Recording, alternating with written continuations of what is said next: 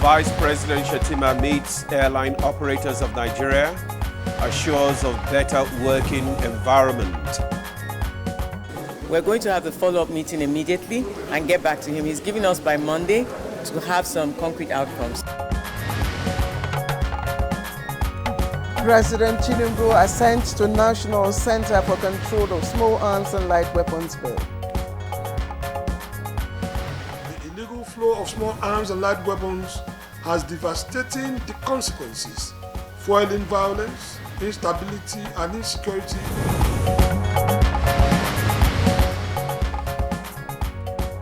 Nigeria's First Lady Oluremi Tinubu launches Young Farmers Club, Nigeria.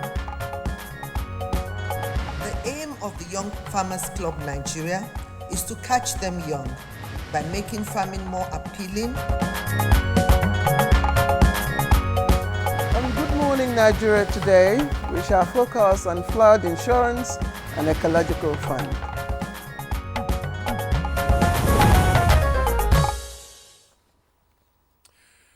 Flood insurance provides financial protection against flood-related damages to properties and infrastructure. Flood insurance remains low in Nigeria, with less than 1% of properties insured against floods. Absolutely, Demola, and I'm sure you know why that it's so, our attitude with insurance. But specifically to flood insurance, experts have enumerated a number of challenges, including lack of awareness, limited availability of the insurance products themselves, a high premium, and inadequate data and flood risks. Now, this is some of the challenges that, of course, those applying for insurance in Nigeria will have to confront. Yeah, Claire, one question that is begging for answer is why, despite predictions and flood alerts by NIMET and NISA, flood is still ravaging states. Absolutely. We've heard, of course, we're still dealing with the experience in Maiduguri and other parts of the country, and that's not the only issue. We're talking about also the ecological fund, which is in place. Ecological funds, of course, is a pool of funds that was established in 1981, specifically to address issues of ecological challenges nationwide, and flooding, of course, is one of those. Yeah, that's true. The objectives of setting up the fund is to mitigate environment degradation, provide relief to disaster-affected communities, and support ecological projects. And so today on Good Morning Nigeria, we'll be looking at a crucial issue that's been making headlines in Nigeria, and that, of course, is flooding. The recent devastating floods have left hundreds of thousands of people displaced, and many others are wondering why the Ecological Fund, established to address such environmental challenges, hasn't made a much more significant impact. So what role should flood insurance play in mitigating the impact of floods? We will be exploring the challenges and opportunities surrounding flood insurance and ecological fund utilization in Nigeria. Absolutely. And just to also remind you that the flood insurance was, a measure that was muted here in Good Morning Nigeria by one of our guests. And some other person also raised the issue of ecological fund. And of course, this is the prompt why we're having this issue. We'll also examine the current state of flood preparedness, response, and recovery, and we'll be discussing innovative solutions to addressing these issues. So join us as we focus on the complexities of flood management in Nigeria and explore ways to create a more resilient and sustainable future. I am Ademola Adeoye. Why are you looking at me and mentioning your name? Because I'm just wondering. Don't worry, I won't mention Ademola today. Good. I am Claire Adelabu Abdulrazak, and I join Ademola to welcome you to the program. And it's live on the network service of the NTA. Much later, Chukwudi Baja, alias Chucks the Boy, will join us. But how did you make it to the studio this morning? The rain is heavy. Of course, even last night, all through last night. Well, somehow we will have to get to work and that's of course our calling, Demola. We And have no choice. You are lucky. You live here No, in don't go on the there. highbrow. Those of us who live on the MNJ, But I pay the price for it. district. That's the Yanyamara Bakaru district. We are the ones that are bearing the brunt We of pay the for heavy it rains, as well. of the heavy rains. But anyway, if we pay our tax and the taxes are utilized adequately, I mean, we would all benefit from Claire, it. let's go to the news. Yeah, you digressed. All right. As I was saying earlier on, Chukwudioke Lugwaja will be joining us much later for the newspaper review. And after that, of course, we will get, before that, we'll be joining Dennis Adekunloye for highlights of the morning news. And Dennis is just watching us. Dennis, we came together this morning. You may wish to tell Demola how we got here. Oh, we were fortunate to get a ride from our driver, and we managed to escape the rain, thank goodness. Good morning, Claire and Ademola. Here is the morning news. Good morning, Nigeria. A week after the signing of the Cape Town Convention practice directions, Vice President Kashim Shettima has assured stakeholders in the country's aviation industry of the federal government's commitment to creating a conducive and better operating environments for airlines. He gave the assurance during a meeting with airline operators of Nigeria at the presidential villa. To make sure that Nigerian airlines are given their dues abroad. Because His Excellency has put such an importance on this, on supporting Nigerian businesses in aviation and other sectors. There was another company in another sector in attendance. We're going to have the follow-up meeting immediately and get back to him. He's giving us by Monday to have some concrete outcomes. The federal government has underscored the crucial role the Nigerian capital markets must play in the realization of the target of the Tinubu administration to create a $1 trillion economy. Vice President Kashim Shettima stated this when he received executive members of the Association of Capital Markets Academics of Nigeria, led by its president, Professor Uche Walike, at the presidential villa.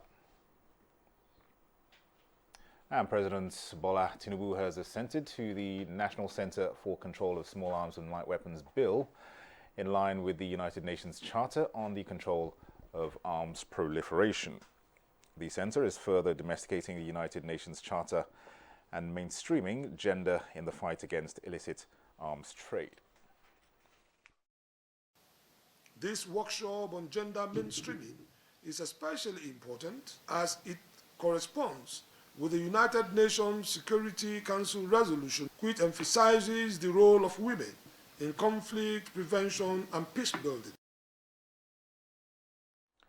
The growing dependence on artificial intelligence and digital platforms is increasing cyber and security threats in Nigeria.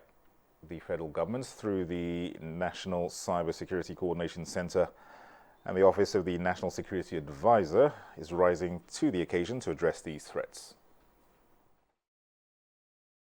What we intend to do is to bring to ground from all stakeholders to understand that cybersecurity is important, that you must build defenses, and that you must collaborate in building those defenses. We will be looking at what are the futures of this AI, what can we do with AI, how do we also protect ourselves against AI. The federal government has issued a high alert to states close to the River Benue system, effective Tuesday, September 17th, 2024. This warning comes as Cameroon's Lagdo Dam authorities begin releasing water at a rate of 100 cubic meters per second, expected to increase to 1,000 cubic meters per second within the next 7 days. The affected states are Adamawa, Taraba, Benue, Nasarawa, Kogi, Edo, Delta, Anambra, Bayelsa, Cross River, and Rivers. According to Umar Ibrahim Mohammed, Director General of the Nigeria Hydrological Services Agency, says these states should heighten vigilance and implement measures to mitigate potential flooding impacts. The agency will closely monitor water levels across major rivers and provide regular updates to prevent flood disasters. Meanwhile, residents in affected areas should be prepared for possible flooding, as the identified states are potentially vulnerable. Farming is not just an occupation, but a way of life which can create employment opportunities for Nigeria's teeming youth population, help diversify the economy and guarantee food security, especially with more hands and the right tools. First Lady Oluremi Tinubu stated this during the official launch of the Young Farmers Club Nigeria by the Renewed Hope Initiative in collaboration with the Federal Ministry of Agriculture and Food Security. The aim of the Young Farmers Club Nigeria is to catch them young by making farming more appealing to our pupils and students. We are not just teaching them how to farm, we are also nurturing a generation that will transform our agricultural landscape. Well, those are the highlights of the news at this time. Good Morning Nigeria continues with Ademola and Claire after this commercial break. Please don't go away.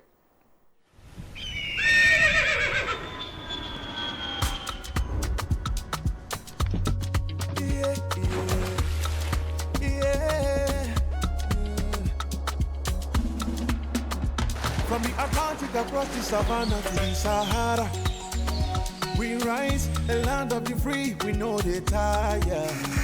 We dream great, our spirit is undying. Resilient, rooted like palm tree, we sway in colors, with undying demand. We make solutions, we ignite passion, yeah. Each ethnicity is unique, we have more than just a nation. We are Nigeria, strengthening unity, we know they carry lives. We are Nigeria, together live the dream of a land with great destiny. We are Nigeria. I am the real Nigerian. Brought to you by the National Orientation Agency, NOA. A new edition of TV Guide is out. This time, we got up close and personal with a transformational legislator, the Deputy President of the Senate, distinguished Senator Barrow Jibrin. It created a difference in terms of representation through interventions that have brought an unprecedented infrastructural development to my area. This edition is a compendium of mind-blowing stories for your reading pleasure, ranging from technology, entertainment, economy, media, politics, family, and lots more. It is indeed a park of excitement as we take you through every aspect of life. Pick up your copy and get abreast with issues and trending features within our space. TV Guide, very incisive, very educative and compelling. Grab a copy at the vendor near you or any NTA station nationwide. TV Guide, your indispensable companion. We all get that party where they get your back anytime or day. E go carry a matter for head like say na your own. Now so Go TV tanda for your side as your party for correct enjoyment. We not a tear pocket. For this Go TV Super Plus Golden Window, you fit touchlight all the 380 Premier League games, correct local shows, and better film. We day for you. Make your sharply upgrade or recharge your Go TV on top Super Plus to enjoy every today. The Super Plus Golden Window don't come out money now. Not do yourself, oh. Go TV. Love it. Nigeria means a lot to me. And Nigeria means peaceful cohesion. My country. We continue to pray, and then hopefully we will come to understand that unity of purpose, unity of living together. Our ethnic beliefs and background and culture is our strength. Ever since the amalgamation period of 1914 to date, about 109 years ago, the people of Nigeria live very peacefully with one another. I think diversity helps a lot to enhance robust development in Nigeria. All over the country, you have so many ethnic groups, over 250. That is enough to tell you that this is a blessed country, that, God has kept, together as one indivisible entity.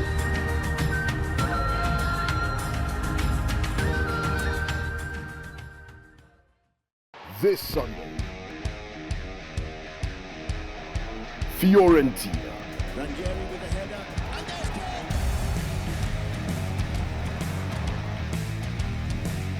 Lazio. Goes looking for Bologna on his full debut for Lazio. Fiorentina versus Lazio. Live on Sporty TV. SportyBet sponsors coverage of the Italian Serie A.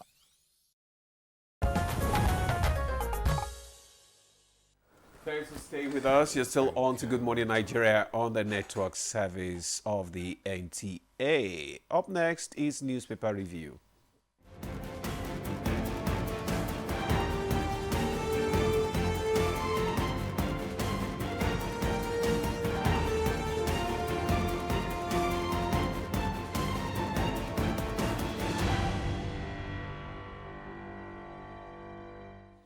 And the main man is here, Chukwudi Okule Ubaja. Actually, we've been having a robust discussion. That with him swells this my morning. head, which compensates The for main my height. man. How are you? Good morning, Claire. The main You've man. made me happy. Chuku, the main man. My mom should get to hear this. So she considers I'm doing well in Abuja. Demo, how are you doing? I'm doing great. Good morning. Good to see you guys. Yes. How do you feel about the rains? It Oh, was well, predicted. I thought toward the end of the rainy season, it's usually a night rain, evening rain. A morning rain should not actually be the way it is. But then the climate is changing. Someone says the We are told No, we're not November- towards the end of the rainy season. No. We're still hope that the prediction says November. we should expect rain till November. November, yes. It started last year, really. so- Otherwise, in Abuja, it's usually October 26th, October 27th. something like that. It's still the climate change. There was also prediction about the 3-day consecutive rainfall.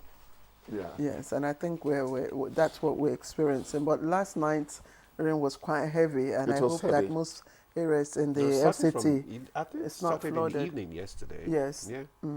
Okay, let's quickly begin with the leadership, and we're starting with an alert by the federal government on Cameroon's Lago Dam, of course, which is about to, if it has not started releasing waters, and we hear that the water that will be released will range from 100 cubic meters to 1,000 and will last for several days. The alert has gone out to some 7 states.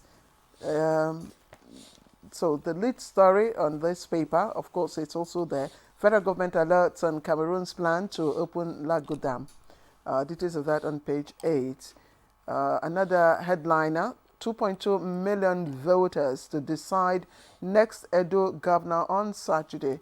Details of that, it's on page 8. No excuses, end banditry, terrorism now. General Danjuma. We're working tirelessly, Defense Chief, Arms Control Center, to mop up 6.2 million illegal weapons. Now, troops arrest notorious gun runners in Plateau. The details, of course, you can find on the pages there. And the front page story, you find the FCD coordinator, National Youth Service Corps, NYSC, Mrs. Winifred Shupeka, left dancing with the Corps members during the closing ceremony at the NYSC Batch B Stream 2 orientation course. That's at Kubwa, Abuja, yesterday. And see the very happy newly released Corps members into the labor market. They will come. I hope they find. Where did you serve? Sorry, this is Kubwa. No, where did you serve? Did I serve? Oh no, he's taking me back to history. I thought he asked a direct question. I She's did. trying to A avoid journalist it. will tell you, I asked a direct question. It's- Can you it's- please give me the answer? It's a question that She's trying to the avoid answer would always touch my heart. I And soon you will know. know. I did my orientation in Yekpata in Kwara State. That's in Ilorin. But of course, I see. Now I know where she's going. Yeah. She was put in the bag very early in the day. Okay. Mr. Abdul Razak didn't have to search We now understand. so widely. No, but you see, we keep talking about the benefits of NYSC. And I am one of the proponents, of the supporters of the NYSC. Not because Not because I you met my spouse. benefited. No, we didn't meet in the lorry, but it prepared me. It prepared It me. prepared and me. it exposed me. Yes, and exposed me to the culture. I served in Owo High School, Yes. Chief Ajashin School, where the gate man would always call me Okoryogu, Okoridada. Then I would, stamp on the ground, people would. What did you say? Okoridada, Okuriogun. Ogun. Yes. It made me feel I was the ruler of that district, at least for the service period. And you know what? Just before we get back, Youth service. and you know what? My spouse also served in Imo State. Oh, okay. Oh, it was an exchange program. Exactly. Look at that. And it wasn't planned. We didn't know ourselves, but it prepared both of us to learn the different culture. And today we share. We understand, both culture. So NYSC is a very veritable tool. I only wish that the security situation would, get better, so that people will be able to experience every the different nook and cranny of the country. Claire, yes. Let's go back to the papers. Yes, it was part of the papers. It's part of the papers. Because We're running out of time. Yes, so but the major story here, again, is the release of the water from the Lago Dam. Well, it's one of the two major stories. Yes. Danjuma is annoyed, but let's go with the Lago. We have not finished the other papers. Okay. Before we start discussion. Quickly, you're on bit. Yes, okay. I have one other paper. It's an online, People's Daily. People's Daily is also leading with troops kill 4 bandits, rescue 20 in Kaduna LGAs. Again, the story of the NYSC, passing out orientation is there.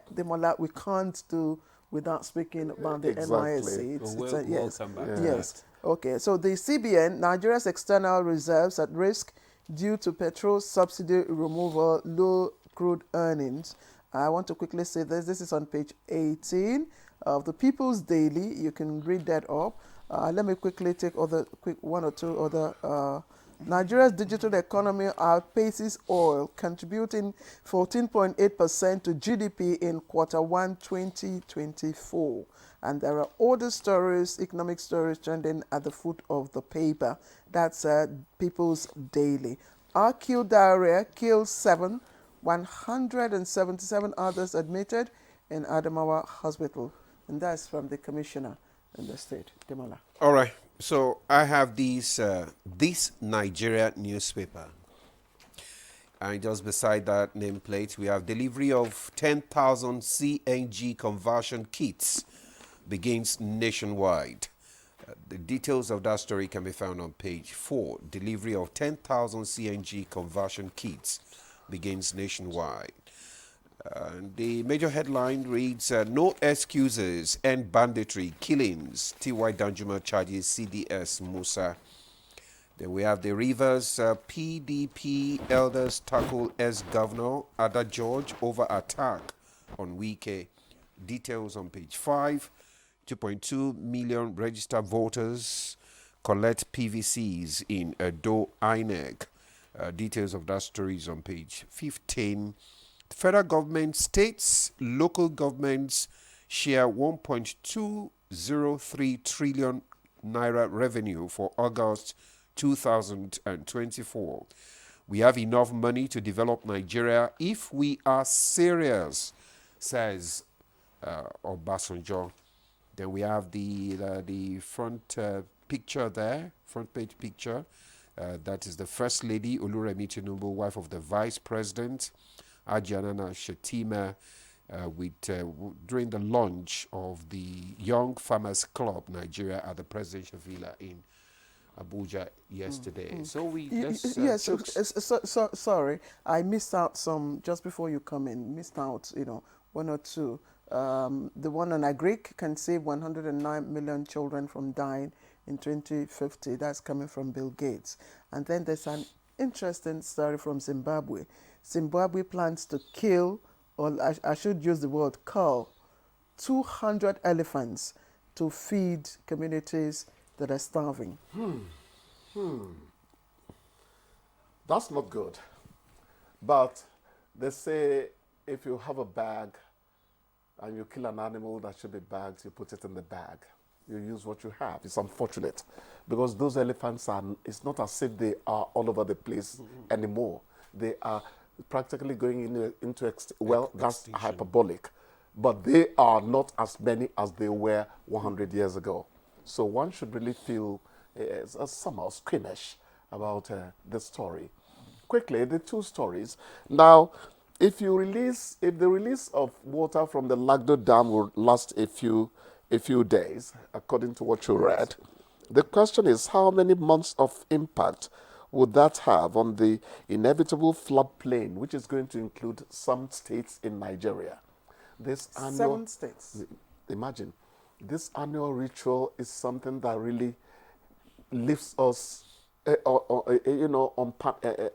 in panic mode. You understand what I'm talking about? It is really something that we need to discuss with Cameroon and see what can be done. It's going to be a very tall order, taming those waters from Cameroon. Yes, but but something still needs to be done. The water is released by Cameroon when it can no longer do anything. That's the last resort. So it's left for us. And what NIMET or NISA has done now is the early warning signal, that we talk about at the early warning. Look, these are states that are on the consequential flood danger zone. They have told you that, look, Lagdo Dam will be released soon at this rate. At this rate, from 100 cubic meters to 1,000 cubic meters. So you should be able to know the intensity of the damage or of the challenge that is coming to you. Yes. And and that's why we are having a discussion on, the two the two measures. Yes. The one is already in place, Ecological Fund. The other is being suggested. Yes. So we want to explore, investigate. Let's not talk on behalf of experts, but let me say that the ultimate solution is rechanneling of the path of the water. It's going to be a gigantic project, but you just have to rechannel. Let it not get wildly on those plains. Let it follow a route, if possible, to the Atlantic. Is it achievable? I think it can be done. Quickly, we have one important story. We will forever praise our men in uniform for what they are doing to tame banditry and insurgency, if not stamp them out. But two generals, it's actually one general, T.Y. Danjuma, is saying no more excuses. End banditry now. Now, we must always praise our forces. But when a retired general talks to his incumbent, colleagues this way, he's saying something. He's saying something. He probably has seen some loopholes in what we are doing now. Remember, I keep on going back to it. An Interpol officer was asked, what is happening in northern Nigeria concerning banditry and all that? And as I said just a few days ago, we wanted to hear the need non-kinetic and kinetic. He didn't say that. He said Nigerians should learn to be God-fearing. What is happening over there is evil. He didn't say anything anymore. It means there are many things he knows about that situation we do not know. You understand? Then Obasanjo, if I can quickly go to him, he says, after the money you expressed has been shared by the subnationals, if I may borrow that term, I still like to do states and local governments. Says we have enough money to develop the country if we are serious. I said the other time that what we need, first of all, is to fight corruption. Is the proper management of this resources. Proper management, prudent management. Well, all right, the Arms Control Center, just a moment, the Arms Control Center, which the president, the bill which the president has assented to, is also a big one, because the center will now be empowered to begin to mop up illegal arms, small arms actually started from the Obasanjo era. And because they became a menace, and they call them guns from Libya. All right, thank you very much, Chooks. We have to wind up this segment and so that we can take our major discussion. Thanks, Chooks, for coming. And good morning, Nigeria. All right. Continue. Stay with us. The federal government of Nigeria warns vandals of national assets, electricity transmission towers, cables and other facilities to desist from this act of sabotage. Vandalism is a serious crime punishable under the law. Vandalizing electrical equipments will affect millions of Nigerians, including your loved ones. Remember that national assets belong to all of us, hence the need to protect them. Report all cases of suspicious movement around electrical facilities to security agencies. When you see something, say something. This message is from the Federal Ministry of Information and National Orientation in collaboration with the National Counter-Terrorism Center, NCTC, Office of the National Security Advisor. A new edition of TV Guide is out. This time, we got up close and personal with a transformational legislator, the Deputy President of the Senate, distinguished Senator Barrel Jibrin. We've created a difference in terms of representation through interventions that have brought an unprecedented infrastructural development to my area. This edition is a compendium of mind-blowing stories for your reading pleasure, ranging from technology, entertainment, economy, media, politics, family, and lots more. It is indeed a park of excitement as we take you through every aspect of life. Pick up your copy and get abreast with issues and trending features within our space. TV Guide, very incisive, very educative and compelling. Grab a copy at the vendor near you or any NTA station nationwide. TV Guide, your indispensable companion. NTA Television College Jos, with a pedigree of producing indelible professionals in the media space and an affiliate of the prestigious Ahmadu Bello University, Zaria, for the award of degree in mass communication, calls on prospective candidates to leverage on the following courses it offers for 2024-2025 academic session. BSc Mass Communication, those with minimum admissible score of 180 and above who sat for the 2024 JAMB/UTME and direct entry, while 100 to 179 minimum admissible score can apply for the National Innovation Diploma NID in Film and Television Production, Broadcast Journalism and Television Engineering. For more inquiries, visit our website or call 0803 383 4343. Announcer, Registrar. We all get that party where they get your back anytime or day. E go carry a matter for head like say na your own. Na so Go TV tanda for your side as your party for correct enjoyment. We not a tear pocket. For this Go TV Super Plus Golden Window, you fit touchlight all the 380 Premier League games, correct local shows, and better film.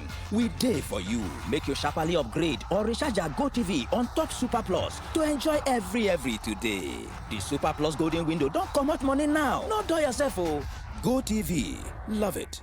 This Wednesday, live on Sporty TV. Giro, Rayo Vallecano.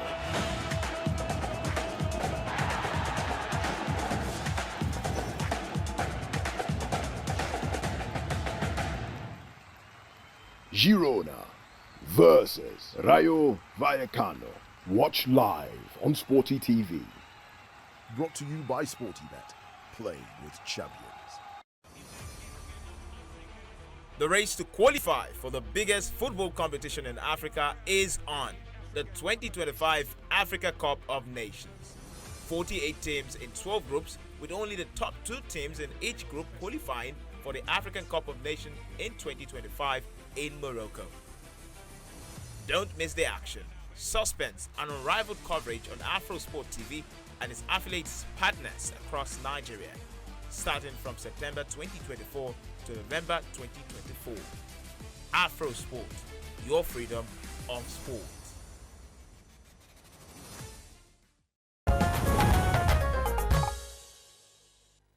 Welcome back to Good Morning Nigeria, live on the network service of the NTA, and thank you for joining us again.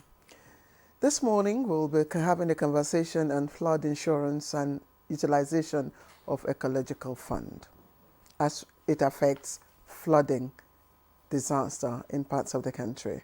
But here is a background report put together by our correspondent, Ibrahim and Hamidu. Nigeria has been hit hard by devastating floods in recent years. The 2012 disaster was particularly devastating, claiming over 400 lives, displacing 1.3 million people, and causing a staggering $17 billion in damages. And just this year, many in Maiduguri had to relocate to temporary shelters due to flooding. So what is being done to prevent these disasters? The Ecological Fund, established back in 1981, aims to reduce ecological problems nationwide through timely mitigation. It is funded by 1% of the Federation account, but despite its good intentions, the fund's effectiveness has been questioned, especially after recent floods. Flood insurance is also crucial in protecting citizens from financial losses. Unfortunately, Nigeria's flood insurance penetration remains low. To address this, the government has launched a national strategic plan of action for flood prevention and management, but implementation is still ongoing. The federal government has taken some significant steps to address flooding. 1. Creating a wall of trees across 11 states to prevent desertification. 2. Promoting alternative sources of energy. And 3. Providing relief materials to flood victims. Nigeria has also pledged to reduce greenhouse gas emissions by 45% by the year 2030. That is a step in the right direction, but the country must prioritize adaptation measures to mitigate climate change impacts. A flood alert has been issued by the Nigeria Hydrological Services Agency to all states contiguous to the River Benue system, effective Tuesday, September 17, 2024. This warning comes as Cameroon's Ladgo Dam begins regulating water release due to heavy rainfall. Join us as our guests discuss the essential priorities for the Ecological Fund, flood insurance, and adaptation measures to protect people and the environment. Thank you, Ibrahim Dynamizo, for that background there. And we already have our guests seated in our studio to discuss flood insurance and ecological fund. Let me introduce Dr. Owolabi Abbas, is the chairman, Chartered Insurance Institute of Nigeria, Abuja branch, and he's also the managing director, Hans Swartz Insurance Brokers Limited. Is a fellow of the Nigerian Institute of Registered Brokers and an associate member of Chartered Insurance Institute of Nigeria. Dr. Abbas, you're welcome to Good Morning Nigeria. Thank you very much. Good morning, Nigeria. All right. Also joining us in the studio, I have with us Pastor Femi Bejide. He's the Director, Operational Hydrological Nigeria Hydrological Services Agency. NISA, you're welcome. Thank you for having me. All right. Good morning, Nigeria. Okay. All right. We also have joining us for this conversation and from our Maiduguri studio, Professor Abubakar Mungono. He's joining us, as I said, from our Maiduguri studio. Professor Mungono is a professor of geography and director, Center for Disaster Risk Management and Development Studies at the University of Maiduguri. Professor Mungono, thank you for joining us. And we do know that the university also had its own share of the flood.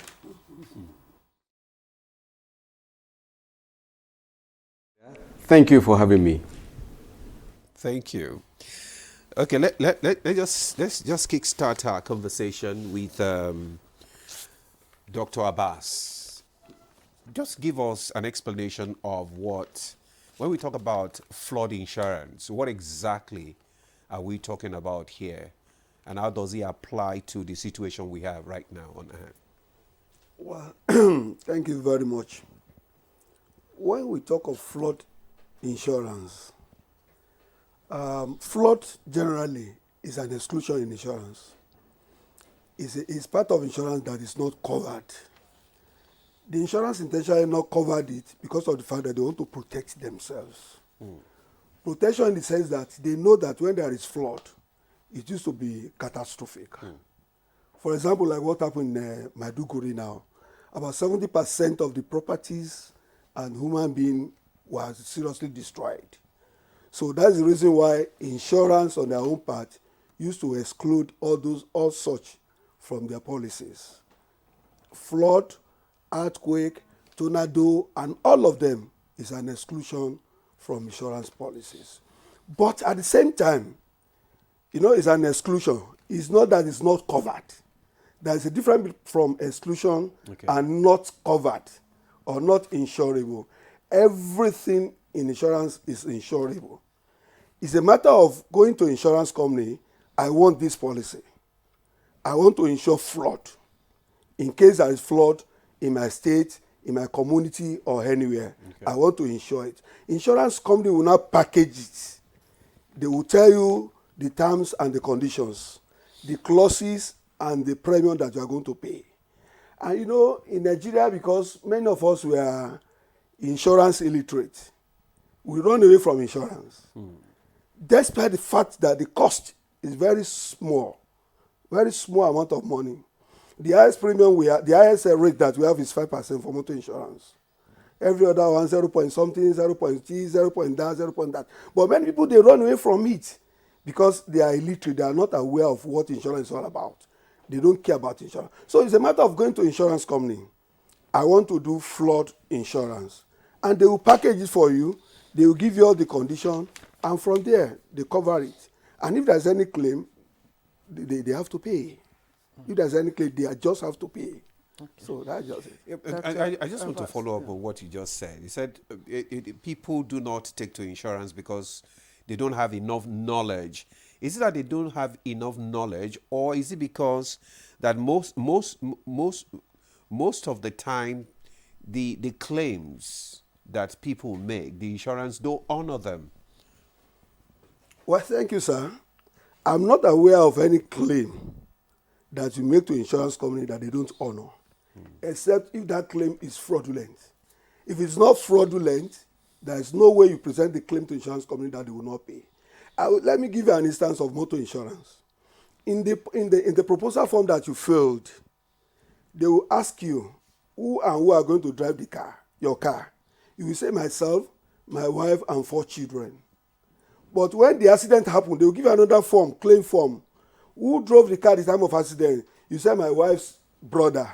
You have breached the contract. But you will not know at the initial stage what you filled. You don't read it. You just throw it somewhere. So when the claim comes, they give you another form to fill. You put somebody else there that was not in the proposal form. Meanwhile, they have all your documents in their file. So they look at it. They discover that you put your wife's brother that drove at the time of claim. You have breached the contract. So with that, you don't say insurance doesn't want to pay me. They don't do this. They don't do that. It's not like that. It is you that will breach the contract. So that's a simple example. So I'm not aware that you have any claim that the insurance company will say they are not going to pay. Okay. So that's just it. Dr. Abbas, we'll get back to that. Dr. Abbas, thank you. Okay. You have raised a number of issues that will need to be interrogated further. You have talked about exclusion of flood insurance from insurance policy. Yep. But it could be covered. You have talked about claims, which of course arising from the Demola's question. There are quite a number. You have also talked about knowledge gap in all of this. But I just want to ask Pastor Femi Bijide, really, before we even talk about whether or not, the do's or don'ts about the insurance against, flooding and all of that. From your perspective, do we really need a flood insurance? Is it necessary? Yes, it's a necessity.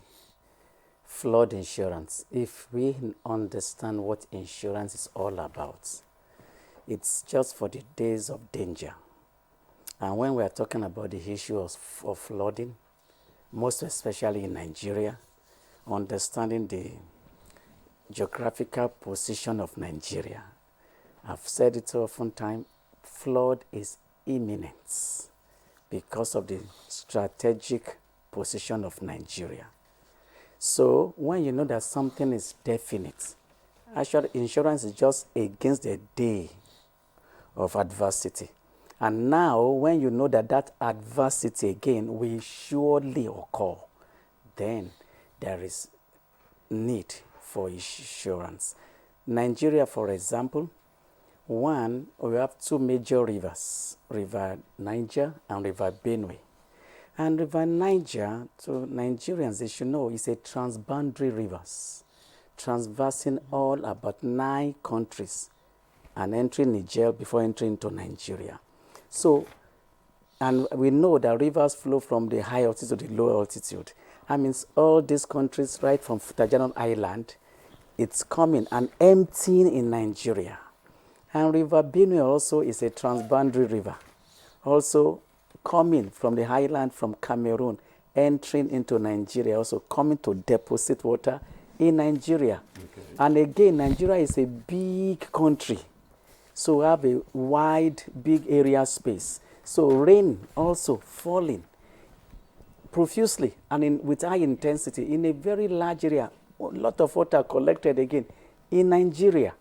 So definitely, there is no way, if it's not properly and intentionally, aggressively managed, there will be flooding, loss of life and properties every year. NISA just released early warning to some states that are, downstream Lago, those that will not early warning, red alert. Red alert warning. Yes. Yes, those that will be impacted by this consequential release of water from the Lago Dam. And there are 1, 2, 3, 4, 5, 6, 7, 8, 9, 10, 11, 12 states. Yeah. And I'm wondering, in your presumed measures that these states, are expected to take, yes, is there any place for flood insurance at this moment? Well, we have predicted. The first primary prediction came early in the year, either February ending or March ending. Annual flood outlook. That's the first document NEMA took to go and prepared for their emergency reliefs and things like that. Now, when it comes to red alert like this, that shows also that this is imminent. That's why I say it's not an early warning. Early warning have been given about 5-6 months ago. Okay, so this is imminent. It's imminent. So they should that be means prepared for it. Yes. Just like a country, they say you put the army on red alert because there's an external aggression and things like that. It's imminent. We are in contact with Lagdo Dam. That is coming from River Benue now, from Wuroboki. That's our first major station where we measure waters entering Nigeria from Cameroon through River Benue. And right now it's getting to the red alert. So that's why we have to quickly issue that alert. From Wuroboki station at Adamawa State, before getting to Lokoja, we have 14 stations on the River Benue and tributaries measuring the rising water level. Every day we get this. The same thing also with River Niger. About a month ago, we also issued a red alert on River Niger, and it has gone down the water level. So all this flooding we have been witnessing up till now is caused by precipitation, rainfall. Okay. It's not river flooding. It's not. But now, river flooding is about to start. So we have move from the floodplain. Move from the floodplain. Don't even build there. We have problems with that over time. So when we say government is not doing this, they are. Attitudinal issues, also problems are also there. You see, this is our traditional home, we don't want to move and things and like that. So now we have told them these states will be flooded. No doubt about it. Like Bayelsa State, whether you like it or not, just because of the way geographical positioning. Like Jigawa State. Jigawa State is on a flat plain, the whole state. So when rain falls, there is no what to call runoff. No. it has to be sinking down. But when it gets to a point, the ground is saturated, it cannot take more water again. It stays on the surface. And You know, I yeah. asked this question just to find out if the consequential damage would require insurance. It will, in a nutshell. It will. But the question is that are people patronizing or see the need to do that?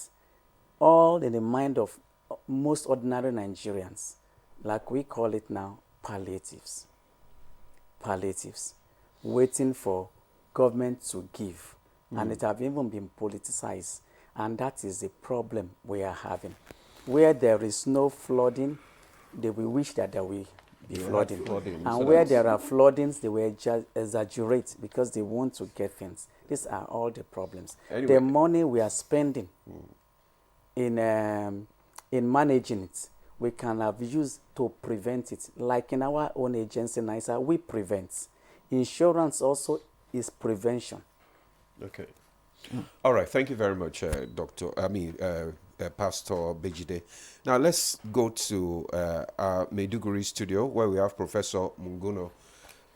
Professor, I want you to tell us exactly your experience during this flood disaster we just had in Maiduguri, because I know that is where you are situated, and what exactly is the current state of the situation right now before you talked on this flood insurance.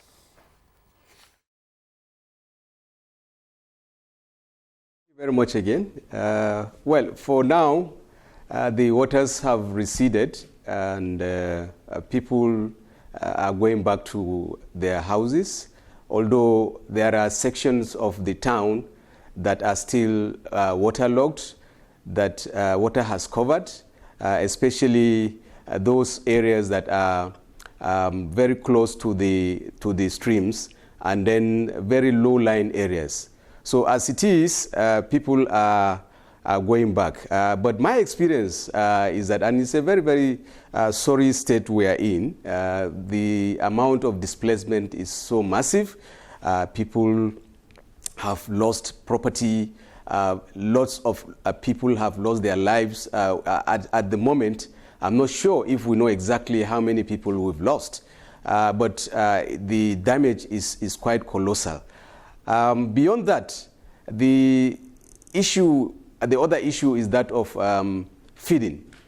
People are now hungry. The state government and other stakeholders are up and doing, trying to provide food and other necessities of life to residents of Maiduguri.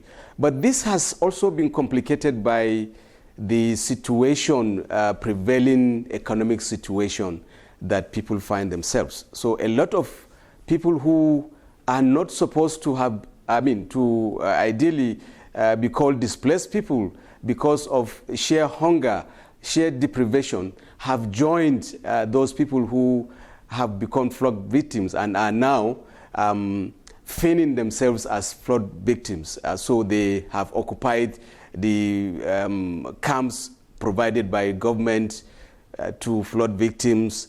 They have flooded the streets. They are now all over the city looking helpless. So it's very difficult to distinguish the real flood victim from somebody who is economically deprived, who is already facing this economic challenge of life. So people have left their homes and joined the streets to go and anticipate the relief distribution. And that's what is driving them. So it's a very sorry state of things that we find ourselves. I share with the state government in this problem that we face, and so I don't know really how this this quantum of issues all joined into one basket can be unbundled and resolved in a manner that is as quickly as possible.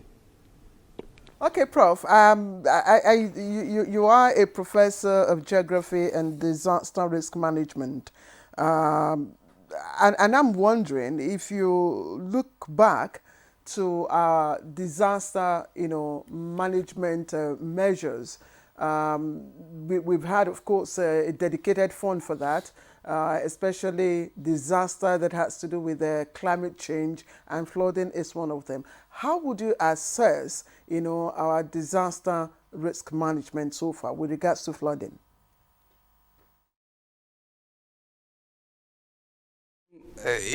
Well, Pastor has said some part of what needs to go into this question.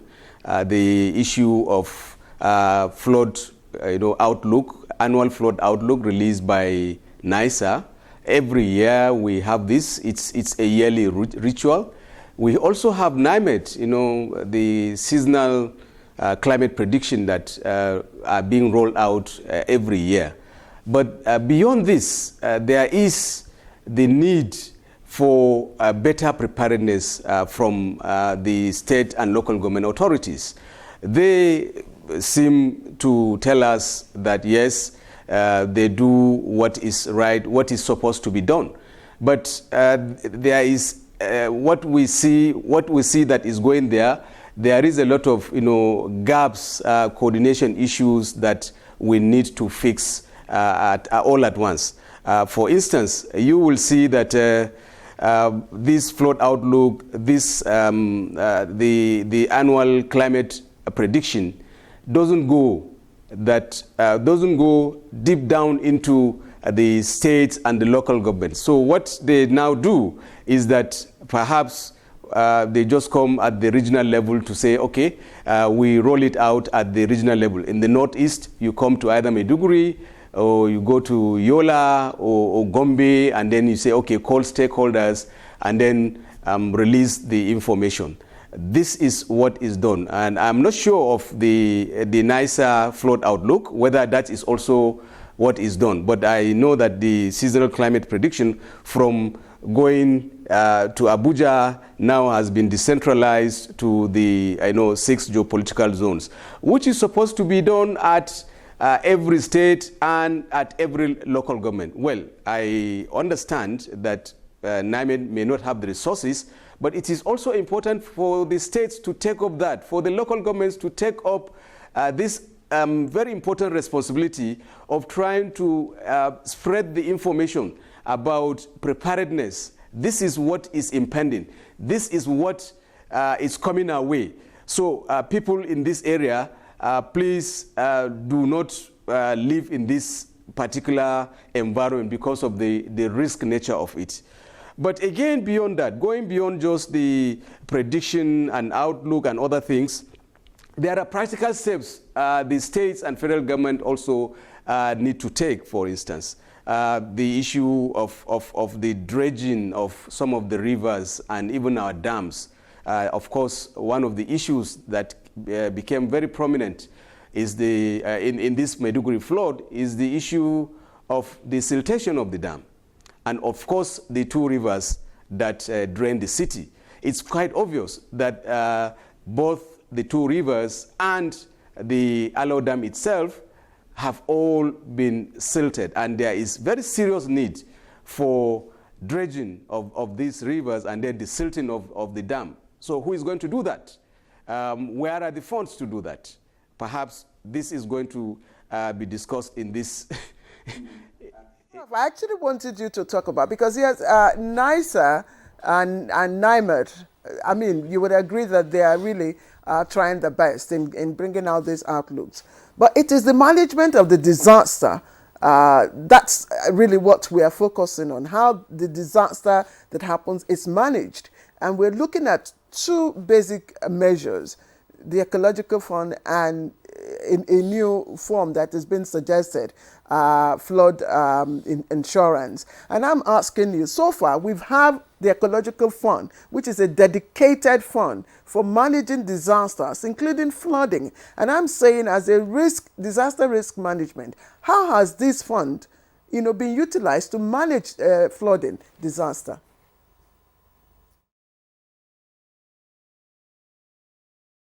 I think this is one of the fallouts of this recent flooding that we have in Maiduguri. And I'm sure I've followed the discussion, both online and offline, about what are we doing about Ecological Fund. And people have asked questions. And I think one of the things that we need to do is to make our leaders more and more accountable. It is very apparent, unfortunately, that from the feelers, there is little that has gone into actually say that we are prepared using the ecological funds, that state governments, that the local governments have drawn over the past nearly 30 or more years. So yes, every year the state governments and local governments go to Abuja. I mean, every month they collect the ecological fund. What have they been able to do? I think it's a very sorry state of affairs. I'm not sure if this is used in the way and manner that we expect. I will give you an example. For instance, I know that in the education sector, there is the TED fund, for instance, in the sector that I belong. For every project that we see, there is a logo of TED fund once it is funded by the TED fund. Where do we see this happening in terms of the ecological fund? There isn't. I know some 25, 30 years ago, some of the areas where the ecological funds were used in erosion control, I'm talking of the city of Maiduguri. I've seen signboards clearly labeled ecological fund intervention and all that, especially along some of the rivers that drain the city where erosion was eating up into the city. So, but we don't see that happening now. Where is it? Is it the millions of trees that we are told every year the governors and the local government chairmen go to say they have planted? If you plant 1 million trees, we should see at least, even if 10,000 are surviving. For your information, 1 million trees, even if you used the ecological fund to plant 1 million seedlings, that's a very massive amount of land. So if you give an allowance of, for instance, 5 meters interval between one tree seedling and another, that should give you a conservative estimate of an area of about more than 2,000 square kilometers. That's a whole lot of land. Most local governments in Nigeria do not have that land mass. 1 million trees. And every year we are told some of the governors and the chairmen will go on to plant 1 million trees, 2 million trees, and all that. We don't see the trees. Where have they gone? So it is time we begin to ask questions about where these funds and how these funds are being spent. We need to go and look at the books, how the monies are released, where they have been channeled into, who is responsible, and all that. And before I forget, I think it's also important to point out here that the critical role the civil society is playing in other sectors, we need to see it in the aspect of environment, trying to hold leaders to account.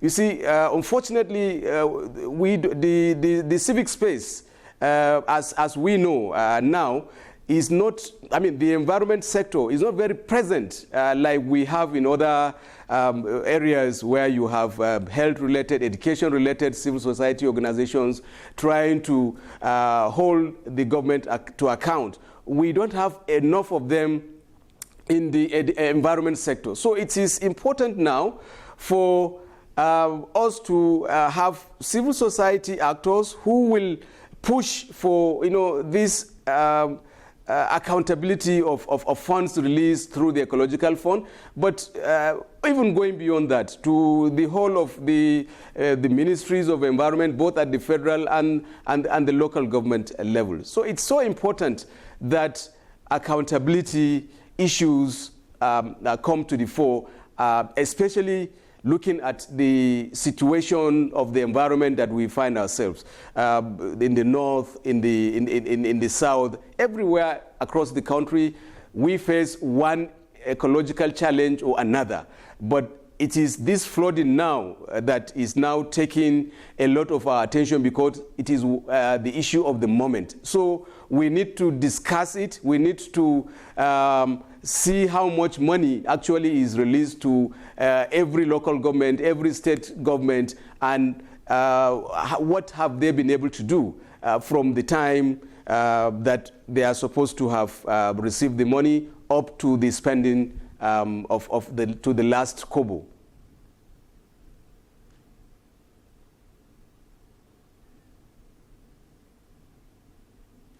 Vital points there. The need for us to hold our leaders accountable, for all these funds that are being released. Right now, I think we have the fourth guest who has joined us via Zoom. Kiton Oluwabuyi is the lead environmental and social safeguard consultant, Environmental Harmony Limited. Kiton Oluwabuyi, you're welcome to Good Morning Nigeria.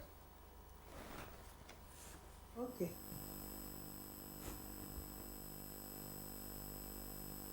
Good morning, all. Okay, I guess she's still getting set. Well, while we also wait for her to join us, let's come back to the studio. And Dr. Abbas, let's get back to you now. We have been talking about this, the flood situation. You just heard Prof talked about the ecological fund there and the management and the need for us to hold our leaders accountable for the management of this fund and how we can address it. Let's come back to the flood insurance now, because it's really a big challenge. The issue of communication gap, not adequate information about what people need to do concerning insurance and all that. So what types of flood insurance policies are available in Nigeria, and how can people access them? Well, thank you very much. Flood insurance in Nigeria, I'm not aware that we have any presently. None. I'm not sure. But there is one managed by FEMA, National Flood Insurance Program. It's being managed by FEMA. So my expectation is for the FEMA, the government, to call some insurance company together, work on flood insurance, and design a policy that will be suitable for that kind of program. Like the problem we used to have in Nigeria is we don't prepare, we don't get prepared. It is until when the thing happened that you see everybody now running a task, what can we do, what can we do, what can we do? All this flood insurance that I mentioned, flood has been there from time immemorial. Mm-hmm. It has been happening in some countries. If not because of the climate change, we will not have it as serious as we have now. For example, summer in the European country now is very, very hot. And here is cold. Before, we don't experience this kind of cold here. That summer in other country used to be a little bit cold, but not so hot as it is now. So we in Nigeria, we don't get prepared for things until when that thing happens. That is why we will not be running etasketa. This program, National Insurance Flood Program, that is the federal government have at FEMA, I think it's supposed to be working. They're supposed to call 1, 2, 3, 4 insurance companies together to work with some brokers and design, in case if it happens, what are we going to do? Like Pastor said earlier, it has been politicized. Mm-hmm. People want money, they want to get money from it. Even people that doesn't have flood, they are praying that the flood come so that you can get money. Just like the Prof said. Just like the Prof said. That were not affected are even streaming down to just, the just to get the flood and get the money. But if the federal government, if the government do what it's supposed to do, I'm very sure even the money that we are donating now, people are donating from left, right, and center, there will not be need for donation. FEMA and insurance company will be supposed to do compensation, pay claims now to those people that are affected. But there is no flood insurance before, so there is no anybody can pay any claim. And the FEMA that have their own program I'm not sure whether the program is working effectively. So why would the insurance company wait for government? Can't the insurance body itself, come up with something like flood insurance and educate the people and encourage the people that you need to take this, because of all this information coming, out from NISA and NEMA, for you to be able to mitigate, the effect of this, flood. Thank you very much, sir. The conventional insurance, the most popular insurance, yes, in Nigeria we don't do it. I think you understand. For instance, put down 1,000 Nigerians that have car. How many of them do motor insurance? And according to Nigeria, at 1945, before you put a car on the road, it must get third-party insurance. How many Nigerians have motor insurance? Now, you're not talking of flood, earthquake, and so on and so forth. Who cares? Many people doesn't care. They don't bother. All they needed is palliative, like Pastor said, what they will eat, and that's all. They don't care to protect their properties. They are not even aware that this my property could be threatened by flood or earthquake. There are some countries that are prone to earthquake. You have not experienced it in Nigeria. But it is when it happens, bam, that we're supposed to do insurance, we're supposed to do this, we're supposed to do that. But if government supports insurance in Nigeria by having a law that says everybody must insure. Because how come it's so prominent in other climes, especially in Europe, America, and all that, and here in Nigeria you next to nothing about knowledge about insurance. Over there, you have your health insurance, you have car insurance, all you have classes. all different classes of insurance. But here, you don't create awareness enough. We do. Yeah. I mean, we hardly hear you. I mean, Claire. We do. No, I don't know. I think that's a very fundamental issue, Demola, and it's born out of experience, like you said earlier on, experience of the attitude, bureaucracies, and issues that has to do with the process of insurance itself. But let's even leave that aside. Okay. I'm really interested, and surprisingly too, that you talked about the existence of a national flood policy program, flood insurance policy program within NEMA. NEMA. Within NEMA itself. Now, what does that cover? Because I'm sure a lot of people are not aware. What does it cover, and how is it supposed to operate? Thank you very much. Yes. The NEMA, they have a department where that policy is supposed to be operating. But it's like the department is not functioning. Oh. It's not functioning at all. Many people are not aware of it. Are you categorical that it's not functioning? Are you saying that it is not functioning? Do you know that it's not functioning for sure? If it is functioning, they are supposed to be championing what is happening now by paying claims. Okay. It's like we didn't hear anything from NEMA. It's only some Nigerians that are giving donations, supporting. NEMA is supposed to be in the forefront now. Say, okay, don't worry, don't bother. You have insurance cover you here. Oh yeah, take this amount of insurance. Even those people that are donating, they can tell them, don't worry about donation. You can do donation for some other thing. This one, we have the fund for it. But we didn't hear NEMA from anywhere. Even me, I was not aware of that NEMA program before. It was recently when there was a flood here and there. I was now thinking, government should be doing something insurance. Instead of, government is not philanthropic now. They should be doing something on insurance instead of waiting till when the thing comes and they start giving money. The same thing used to happen to our markets. Many markets supposed to be insured, but they will not do insurance because they knew if there is fire, government is bringing money. But Dr. Abbas, are you aware of what this particular flood insurance program within NEMA is supposed to cover? What it's supposed to cover is when there is claim, they're supposed to pay that claim, settle them. Who will bring up the claims? The people that are affected. Okay.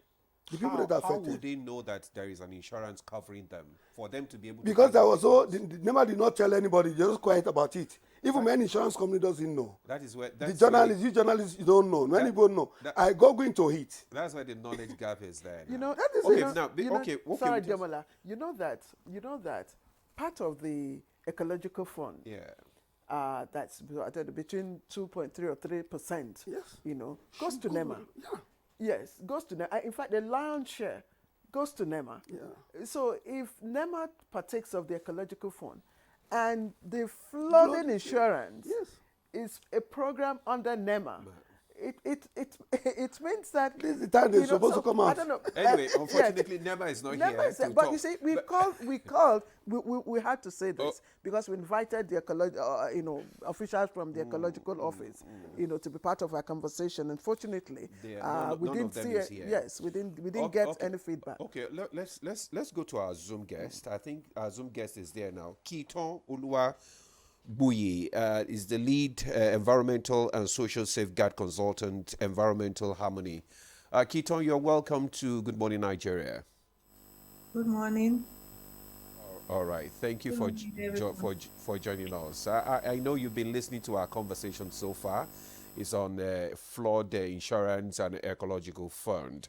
Now, we've talked about this issue of flood insurance and the management of ecological fund. I just want your thought about this, the challenges of this ecological fund management and how it can be addressed, going by all the challenges that we are facing now, this flood disaster, the victims and people, coming up to donate money and all that.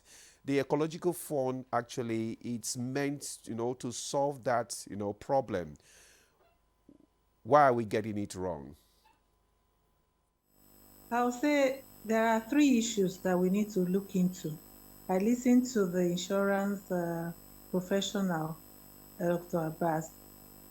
There is the NICOM. NICOM is supposed, not only NEMA, NICOM has responsibility to join and manage that national flood insurance program. That program, I am not in NEMA, and so like you said, we can't speak for them, but that is in existence.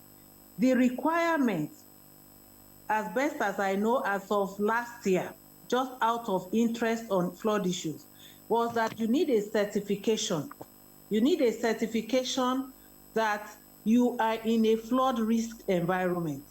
But who is going to, the situation is that who is mapping the flood risk environment? Take Abuja, for instance.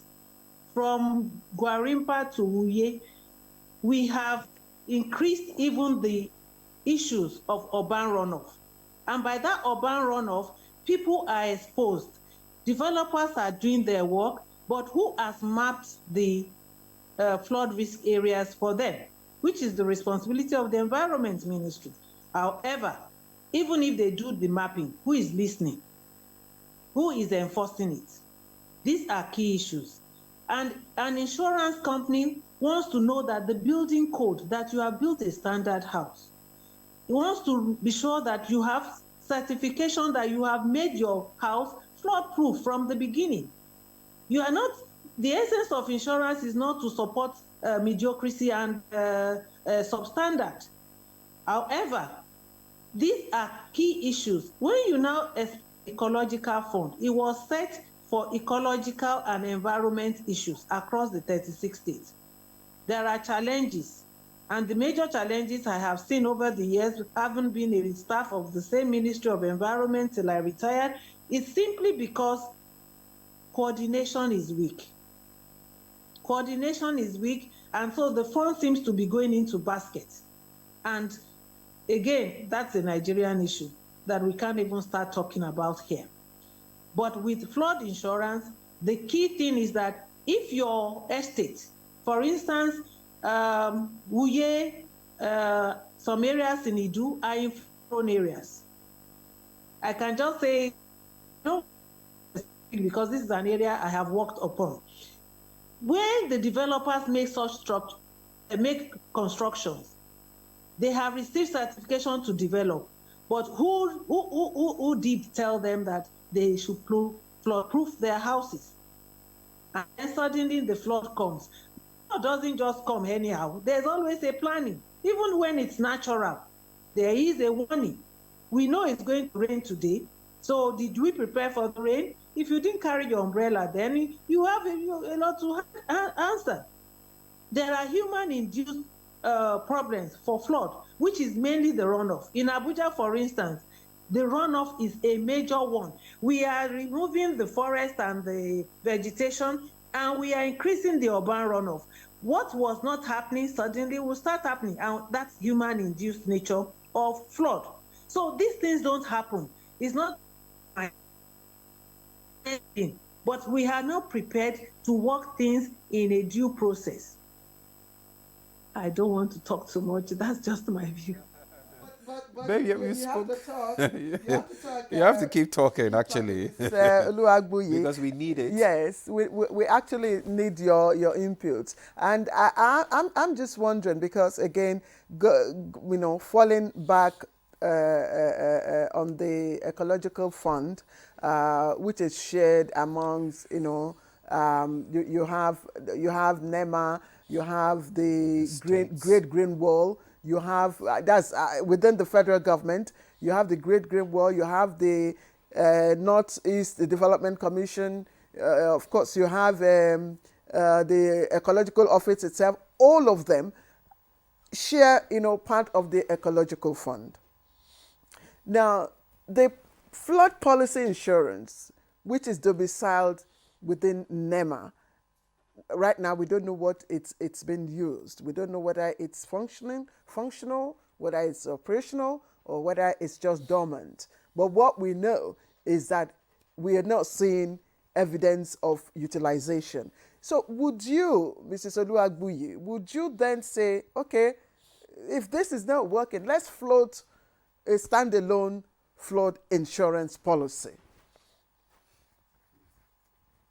Even if we float a standalone flood insurance policy, the key thing is, let's use the vehicle. You insure a vehicle or a house for whether, let's use the vehicle. You insure the vehicle because you have a car. If it's a very new car, you probably really want to be sure that it doesn't get damaged, and if it does get damaged, you don't have a headache. If it's a very old car, you'll probably be thinking there's no big deal. But whatever this, whether new or old, if you are passionate that you don't want to go through the stress of arguments on the road and have your insurance to back you up, you will do it. Like Dr. Abbas said, many people will rather do they have to go through it? The same thing with life insurance. A number of people feel they're wasting their money if they are paying that monthly, yearly premium they ask them to pay, and says whatever will happen. So there is that real need, as all of you said, for awareness. But whether it is standalone or domiciled in NEMA, the key thing is that what makes it, what is the guarantee that you have it? There are three major criteria I am aware of. One is that you are in a flood risk zone.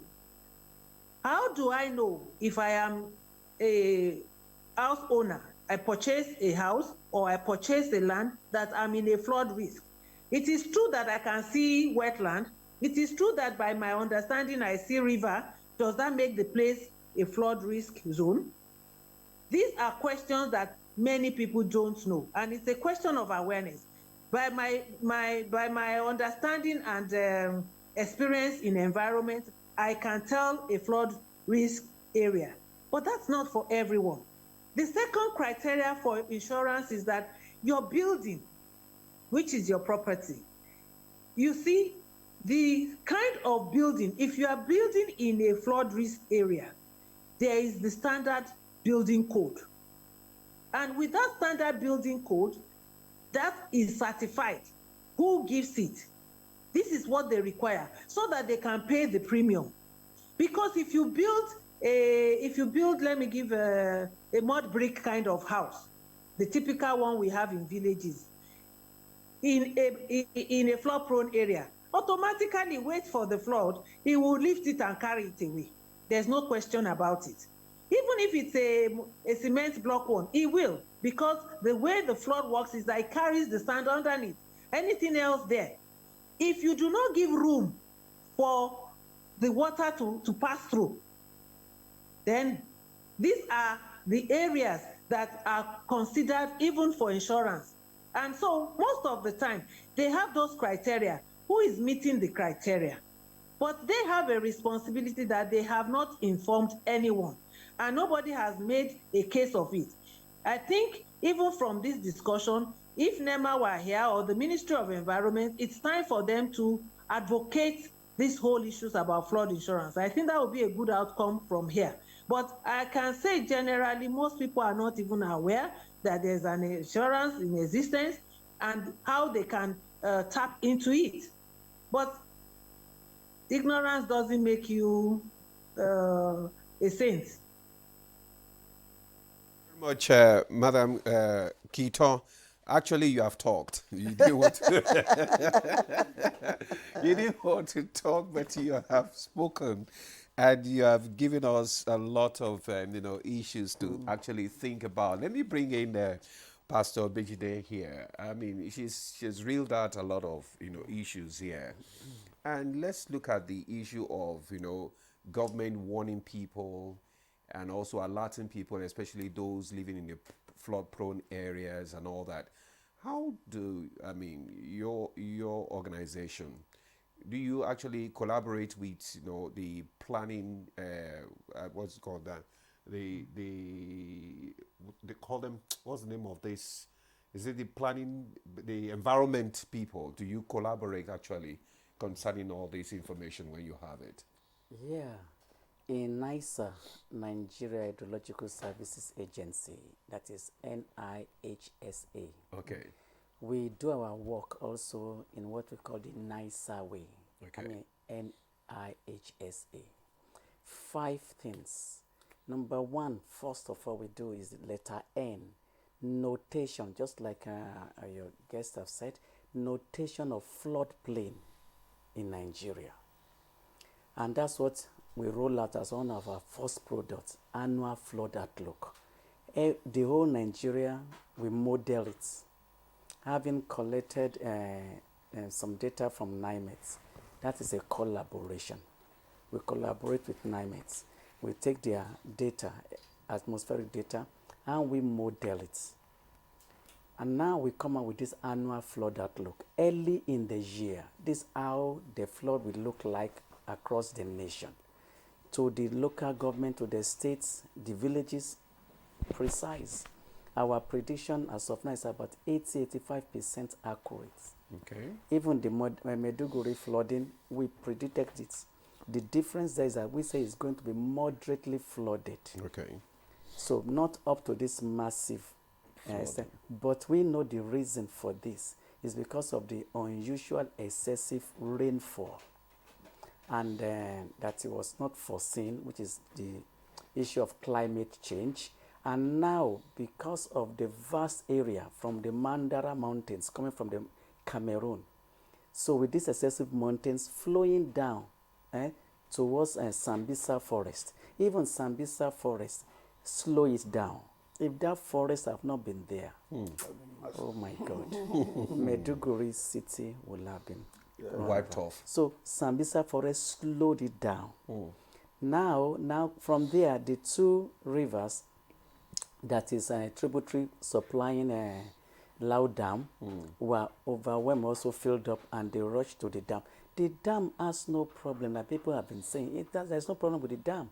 The problem is that the dam, we say it's a small dam. Yes, it was a small dam, 6-meter height and everything like that. It's working over years. But no problem. It's silted. But it's because, yes, but that's not even the issue. If it has been moderately flooding, there won't have been much issue. It's because of the excessive waters that run into it, that overrun also the dam, and the spillway again giving way. Both the flood water coming and the water impounded before in the dam all together. And just about 8 kilometers from Meduguri metropolis. So you can see the rushing of the water and the devastations, almost half of the city. So that is it. So we have to understand this. So my take actually, like from what she has said, taking FCT for example, and see the attitude of people. Trademore, Lokogoma, Pape, and some area in Karimo, you do axis, will be flooded because they are on the flood plain. Okay. They will be flooded. There is no need. Somebody is asking for sensitization and say, do we go to that local level? I say, what sensitization do you need? There is what we call circumstantial sensitization. 5 years ago it occurred, 4 years ago it occurred, 3 years ago it occurred, last year it occurred. You know that this year it will occur. Natural sense will have told that move. Trade more. Now, instead of them to move, what they do is that when it's coming to this period of time, like 2 months ago, they will relocate. They will go to we'll say another place and go and stay with their friends around that October, November, and they will come back again. But that is not the measure. All right. Okay, Pastor. We'll take a break now. When we come back, the conversation will continue. Maybe I think Claire has some questions for you and also for the Prof in Maiduguri.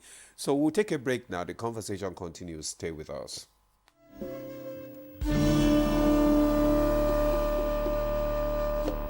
I think Amaka should just move out of the house. Yes. No. Standing out of the house is not the right thing to do. Oh, there you go again with your sentimental family stuff. Baby, if our aim is to stop this affair, it is best achieved under our roof. You do something terrible and you'll be acting innocent. What are you going on about? Don't ask me that question again. You couldn't even control yourself in the presence of our visitors. What are you accusing me of, woman? My son, I don't know how serious you are with my daughter, but there's something that needs to be done urgently before you move any further. Anything, just anything, just say it. I'm ready to do anything. There is a spell that needs to be removed. A spell? Family forever. The story of our lives.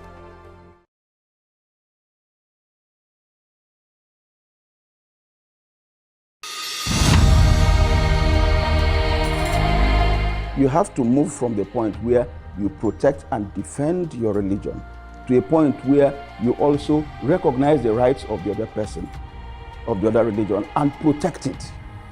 So if I am protecting my own territory and my own people and trying to emphasize their rights and protect their rights, I should also be thinking about how to protect the rights of the others.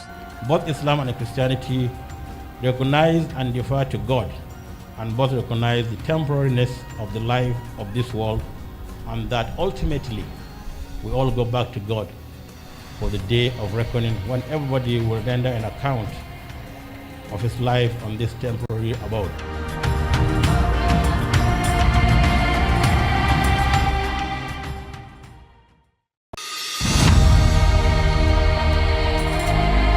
You have to move from the point where you protect and defend your religion to a point where you also recognize the rights of the other person, of the other religion, and protect it. So if I am protecting my own territory and my own people and trying to emphasize their rights and protect their rights, I should also be thinking about how to protect the rights of the others. Both Islam and Christianity recognize and defer to God, and both recognize the temporariness of the life of this world, and that ultimately we all go back to God for the day of reckoning, when everybody will render an account of his life on this temporary abode.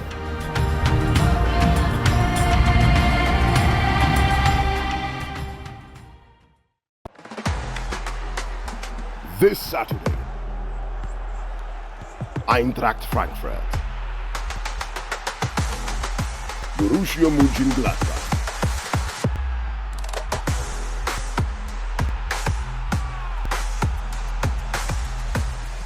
Watch live Eintracht Frankfurt versus Mönchengladbach on Sporty TV.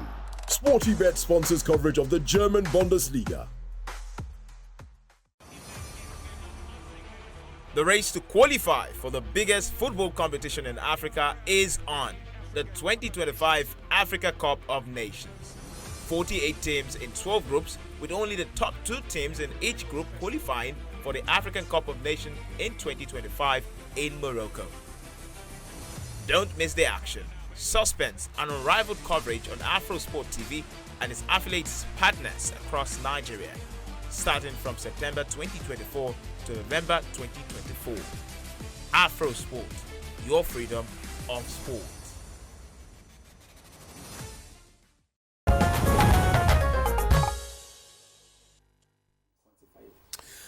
Oh, okay. You are still on to Good Morning Nigeria on the network service of the NTA. We are still discussing the issue, flood insurance and ecological fund. And before we went on break, Pastor Bejide was, giving us, reading out some of the efforts. But how come that most of the states or governments generally are most times reactive instead of proactive? And there are some states that have already taken steps to checkmate when we have this kind of disasters. Yes, some states have at least taken the lead, so to say. Others also maybe now they are trying to wake up, where some other states have woken up long time ago and doing the necessary things. Like I said, like Jigawa states, that the Lagos states, Rivers, Bayelsa, even some oil companies. They are also taking proactive measures, like Shell, for example, and things. They were in our office about 5 months ago, asking for the flood outlook. And people will wonder, how does it affect Shell? Of course, they have their own also instruments and equipment also in the ICs and everything to protect. This flood washed it away. Like I said also, I said that when they are talking about flood victims, NEMA, our sister agency, we partner very well. They are giving relief material to people. I say they don't consider us also NISA as also a victim. And put a NISA, can you be a victim? NISA, Pastor Bejide, NISA can be a victim. Let's talk about it. Why? You give our equipment are so washed away, and these are critical national assets. No, but you give out the outlook. You should be able to fortify. Yes. Charity begins at home. No. I'm being frank here. There is. He just said it now. There is no, our guest there. There is no proactiveness we have taken sometimes when an heavy flood comes. It is from the underground water and everything. It washes it away. We lost so many equipments in NISA. We lost it, and this equipment, if we cannot quickly replace them to be able to continue this work, it is also disastrous to the nations. Okay. And I need to let in which state is this? Even in Borno State now. What affects mitigation as well as an agency, like I mentioned Sambisa Forest now, we can't even go there over time. We have not been able to go because of security issues. Now, some strategic equipment, like water coming from River Benue now, I talk about Wuruboki. We are just like water, immigration, water, what do you call it? We will check water coming in. And it's a national security because that water can be contaminated even from before you enter Nigeria. Yes, before we take the conversation to Professor Mungunu, who has been waiting, you talked about one of the states that have been applying the flood insurance. Yes, Lagos State. Lagos State have been applying, they are in partnership with UNDP and United Nations Development Fund and IDF. They have that collaboration, and the Lagos Ministry of Water Resources, we are in close collaboration. They have activated that flood insurance, and it's perfectly working. If you watch their drainages, even 4 months ago, they have cleared their drainages. They understood perfectly the effects of flooding in Lagos and the commercial effect of it. So the Lagos state government are operating as of now flood risk insurance programs. Thank you. Professor Mungunu, are you still with us? Maiduguri is, of course, Maiduguri is, has a lot to learn from, other states.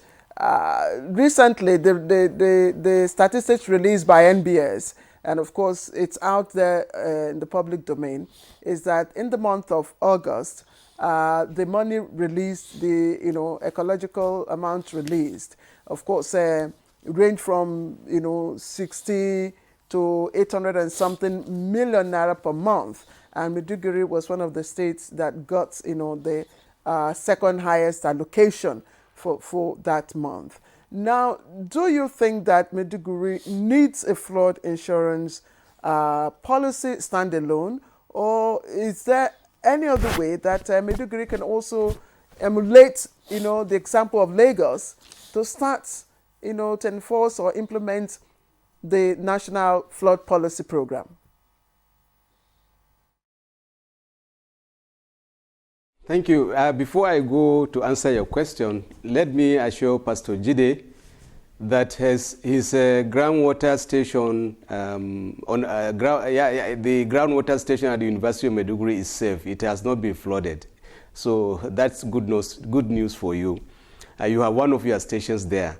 Yes, does Maiduguri require a flood insurance policy similar to that of Lagos, maybe a standalone, or should queue into an existing policy? Yes, it is something that is desirable, but is not practicable. Why I'm saying this is because I really haven't listened to Keaton's submission earlier. I have come to understand that you only can apply the flood risk in a very sustainable manner, take up the flood risk policy in a sustainable manner if people live in fairly raised environments, not entirely flooded areas, like the situation where we have many communities in Maiduguri. I would give you the example she talked about, the Trademore estate. It's like saying every year the people there should come out and get the insurance. I'm sure no insurance company will be very happy to be paying off every year for people who have chosen to live in risky environments. Precisely that is what is happening. So Maiduguri is a relatively flat land, just about 300 meters above sea level, and that has contributed to the flooding issue. In addition to the rivers that overflowed their banks, even the town itself, because of heavy rainfall, especially in the months of July, August, and September, a lot of these communities become waterlogged and impassable. So yes, we may need this flood insurance policy, but it's not something that is practicable in the sense that we have had Dr. Abbas talk, because people, many of the communities are already living in flooded environments. And so these are people who, in the first instance, have managed to build, to get roofs over their head, very poor people living in poor conditions. And it is such people that we are trying to say should pay for insurance premiums. This is practically impossible. So I think we may have to look at other alternatives than the policy itself. Asking people to pay for premiums year in, year out may not easily work. We have to look at the environment. It is something that is desirable, like I said, but is not practicable in the real sense. If you look at the conditions, if you look at the environment in which people live, if you look at their socioeconomic conditions. So we must tell ourselves the truth. It's important to have the policy. You are transferring the risk to some other person so that you can cover it and then recoup whatever losses that you have incurred in the event of a flood. But it's not something that is practical. Thank you. But let's bring in the experts to tell us whether it's practicable or not. Because Dr. Abbas, again, assuming we agree that there's a need for a standalone flood insurance policy, what would it cover? And then what will the premium be based on? How will it be calculated? Well, thank you very much. The premium will be calculated by the insurance. We have people that study the calculation of premiums. But it's desirable and it's needed, seriously needed. The issue of paying on yearly basis, yes, insurance is about annual premium.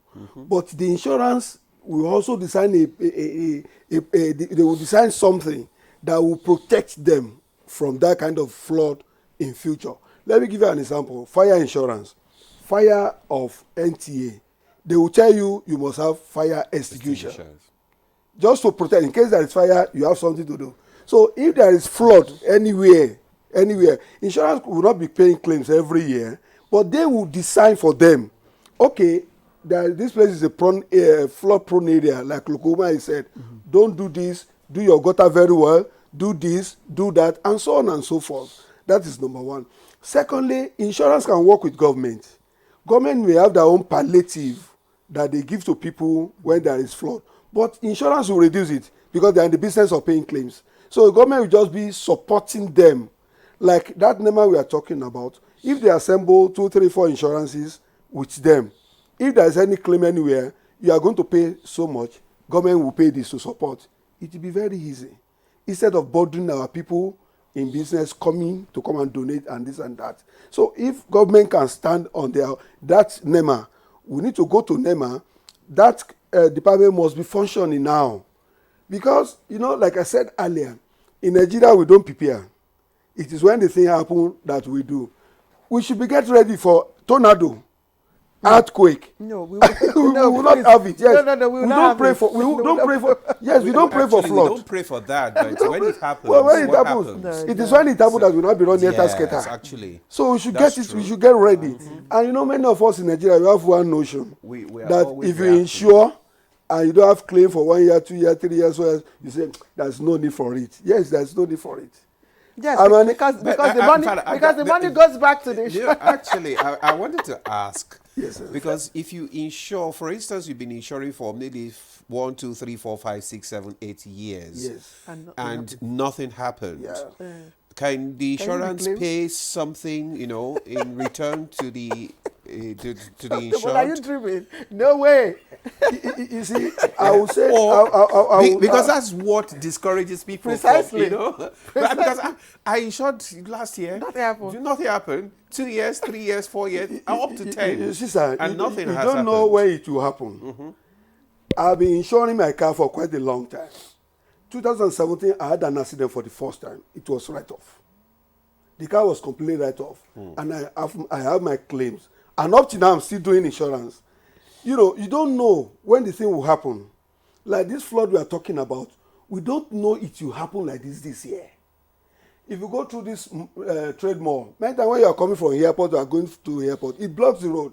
The flood used to block the road. But we don't know it's going to be serious. Okay. Than what we are having before. Is this insurance that you pay, is it progressive? That is, for instance, if you have insured for 10 years and nothing happened, the next time you insure, would you be asked to reduce or would it be progressive? They won't ask you to reduce. It will be progressive. You continue to pay what you have been paying. They evaluate. You reevaluate and you pay. You continue to pay what you are paying. So that is just for those that the prof mentioned. The poorest of the poor that live in flood-prone areas that cannot afford this insurance. What advice would you give? They can avoid the insurance. When you love your property, you secure it. However small, property is being assessed according to how they are. Where you have duplex, what you are going to pay is from where you have a mud brick or something to have a property. So you pay the little according to your house. It's not that you are not going to pay at all. Government may come out to support them if they want.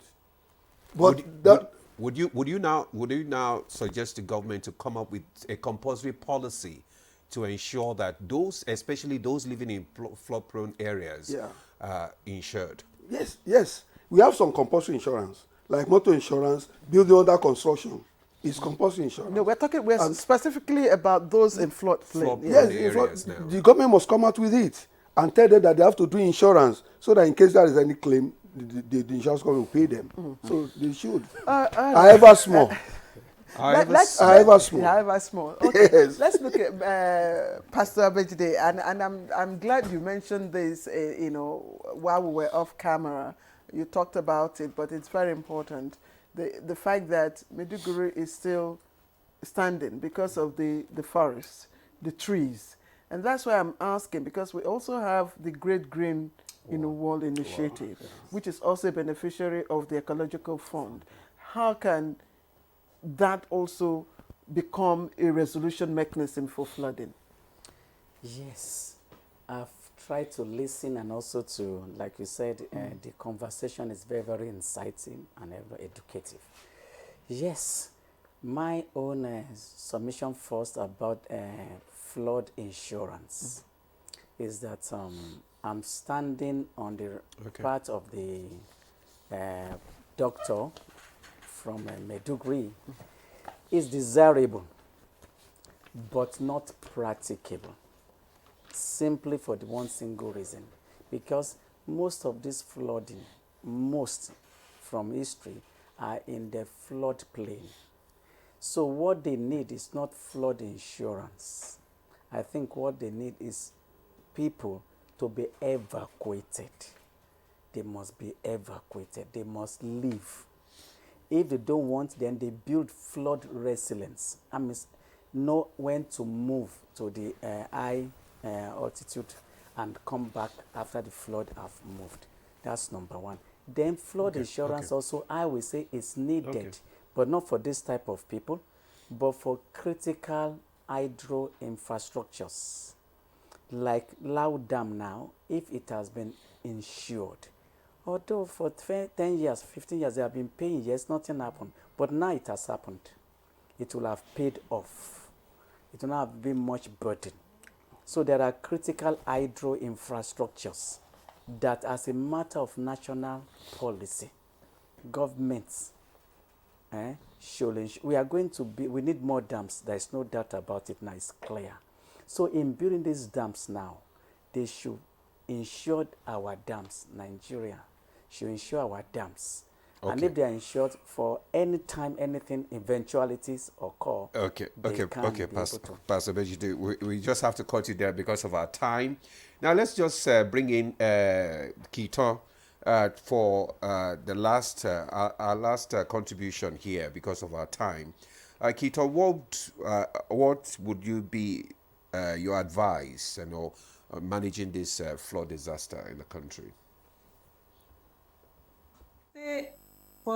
For the individual first, 3 things I'll suggest for everyone who is a property owner, that first of all, they should make effort to know whenever they have to put up a property that they are secured. And if they choose to now put it in a flood-prone area, then they should just make sure that they do the elevation and then flood-proofing, then green infrastructure, and get insurance. That's just personal for them.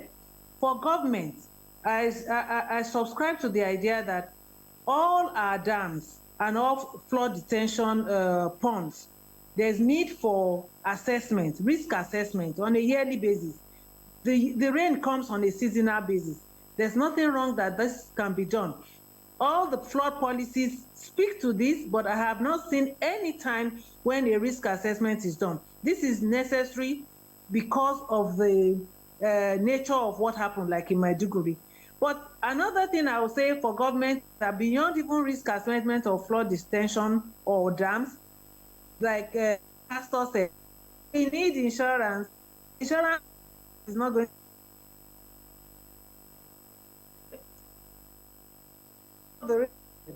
The people who build near are those rich and they are prepared. For those, there is need to boats, for just people doing boats, they're doing insurance for boats, and it's 1,000 naira for all the boat guys that are driving the car. Why can't we just engage all those low-income people who built into the houses to have non-cooperative kind of insurance for their own sake?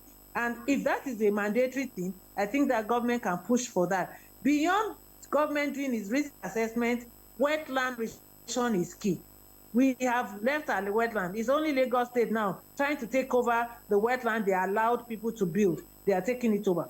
These are responsibility of government, and I think if we're able to do this, continue.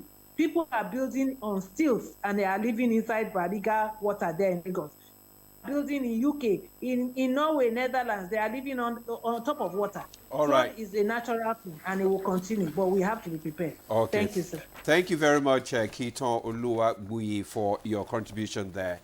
Definitely, we've had a very robust conversation this morning on the flood insurance and ecological fund. Now, we just want to thank our guests this morning for coming on Good Morning Nigeria. First, let me just thank Dr.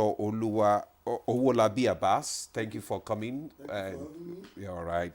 And also, I want to. Okay, thank you. Also, Pastor Femi Bejide, thank you so much for coming on Good Morning Nigeria. My pleasure. Thank you. All right. Professor Abubakar Kawu Munguno, thank you so much for joining us on Good Morning Nigeria this morning. Thank you. Thank you, sir. And lastly, Kiton Oluwabuyi. Madam, thank you so much for your contribution. Thank you.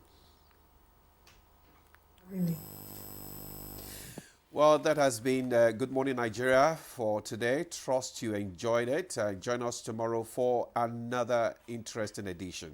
I am Ademola Adeoye. And I'm Claire Adelabu Abdulrazak. Enjoy the rest of your day. Bye-bye.